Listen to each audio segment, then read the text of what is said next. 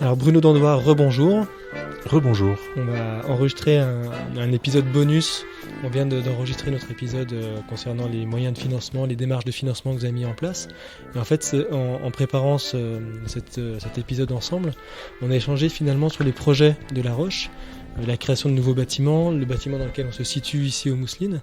Et finalement intéressant de redonner du sens à pourquoi cette démarche de financement et à quoi est-ce qu'elle sert in fine, c'est quoi son impact.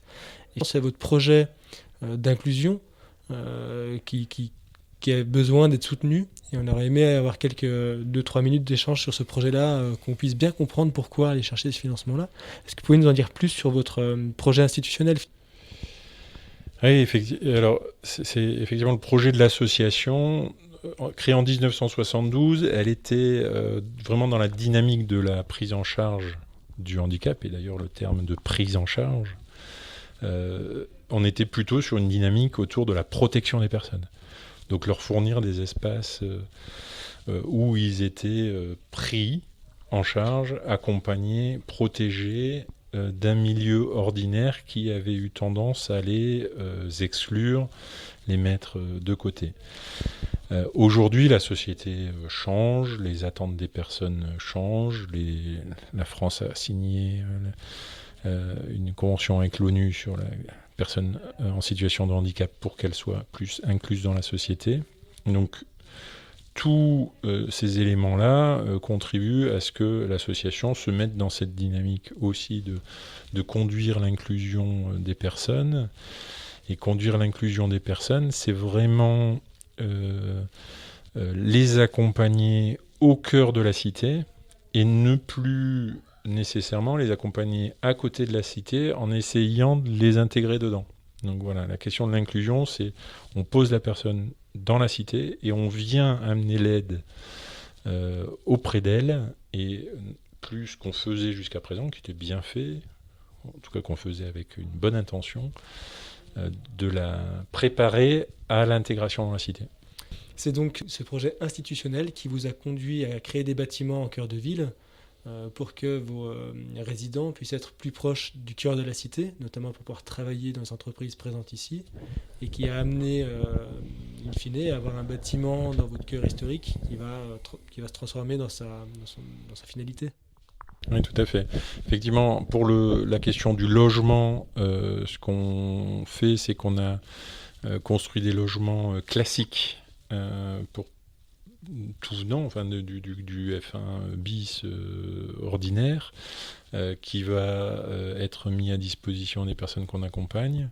On a aussi la capacité aujourd'hui de capter du logement dans le parc privé et d'en faire du logement social, puisqu'on a obtenu un agrément dans ce cadre-là. Et sur la dimension du travail, aujourd'hui, on déploie des dispositifs d'inclusion dans l'entreprise où nos éducateurs, nos chargés d'insertion vont travailler avec la personne au sein de l'entreprise pour faciliter son employabilité.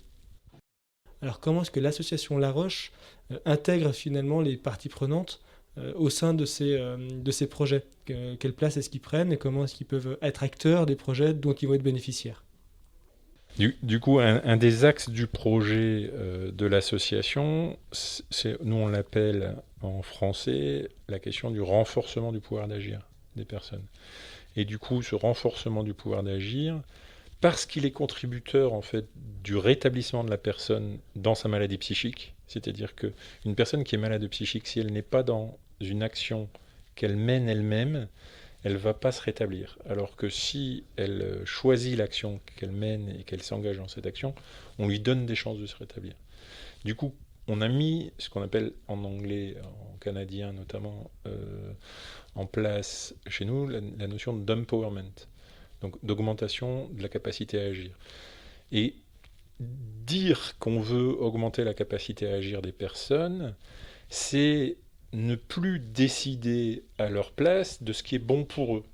C'est les mettre en situation elles-mêmes de décider ce qu'elles vont avoir envie de mener et ne plus prendre les décisions à leur place. Donc ça veut dire que pour nous, dans l'association, ce que ça vient changer, c'est que pour les projets qu'on mène, non seulement on va se préoccuper du besoin des bénéficiaires, mais dans une analyse un peu à côté, observatrice, toujours très professionnelle, hein, ok, on analyse des besoins, mais à un moment, c'est la personne elle-même qui va dire concrètement comment ce besoin, elle va vouloir l'agir en fait. Et du coup, le projet se redessine autour de cette question-là.